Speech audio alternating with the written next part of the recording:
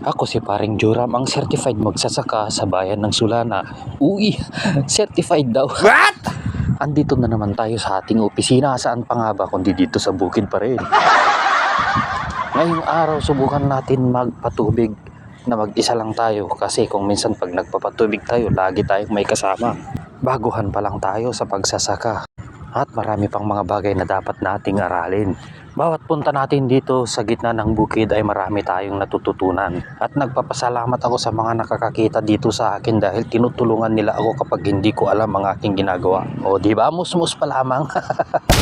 Ngayon hindi ko alam kung mapapaandar natin agad itong makina kasi nung nakaraan hirap na tayo nagpaandar. Nung nakaraan kasi may kasama tayong eksperto kaya magaling at alam na alam niya ang kanyang ginagawa para mapaandar ang makinang ito.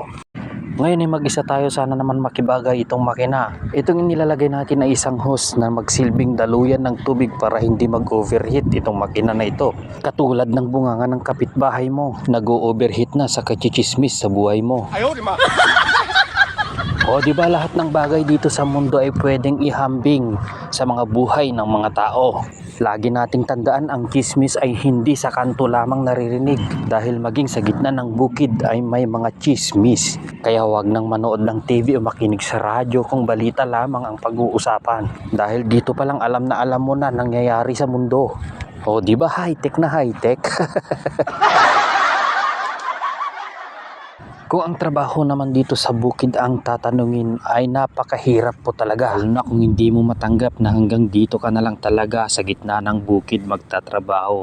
Pero kung matanggap mo at i-relax mo lang, i-enjoy mo lang, hindi ka mahihirapan. Tiyaga-tiyaga lang sa araw-araw na pagpunta dito sa gitna ng bukid.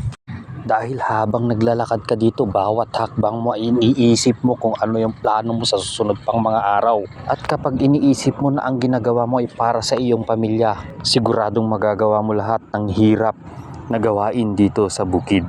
Habang hawak-hawak ang makineta, iniisip ko na sana'y makibagay naman itong makina na to at mapaandar ko agad. Pero unang ikot ko pa lang ay meron akong narinig na kakaiba.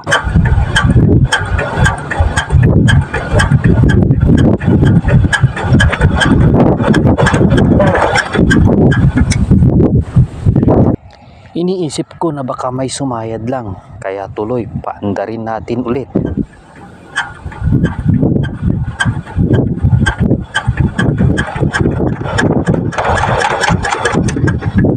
Sa pangalawang pagkakataon, ayan at ayaw pa rin umandar. Parang nawawalan na ako ng pag-asa na magpatubig ngayong araw.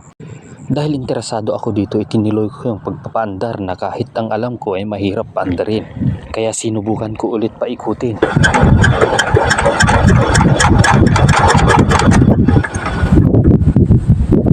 Ayaw pa rin umandar, ay naku naman tanghali na, hindi pa ako nakakapaandar. Subukan nga natin itong nakikita natin ng ginagawa nila kapag ayaw umandar ang isang makina.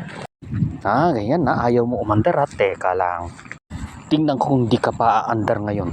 Ito na yung sinasabi nilang ipinagbabawal na teknik. I-apply ko na sa'yo, ayaw mo umandar eh. Wala na akong magagawa. Ayan, at siguradong aandar ka na ngayon.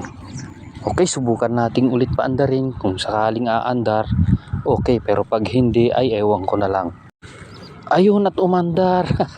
Yun lang pala ang teknik. Kaya pala nauuhaw lang pala. Kailangan pang painumin para lang umandar. Ay, sa wakas at napaandar din natin, napapadanuman din natin itong ating talon. Ay, Ilocano ata yun. Dahil napaandar ko na, abay, wala naman lumalabas na tubig, kaya painumin natin ulit. Baka sakaling may lumabas na ng tubig dyan. Sa hindi nagtagal ay napapalabas din natin ang kanyang tubig. At maraming salamat sa mga eksperto na nagturo sa akin, kaya alam ko ang aking ginawa kanina. Ganyan talaga, hindi naman masamang magtanong, kaya kung hindi natin alam, kailangan natin itanong sa mga may nakakaalam. Ayaw pa din lumabas, kaya naman ay lilakasan natin ang andar ng makina dahil baka mahina lang kaya ayaw lumabas ang tubig. Ayun, at hindi nagtagal ay meron na ring lumabas na tubig. Maraming salamat sa pagsubaybay.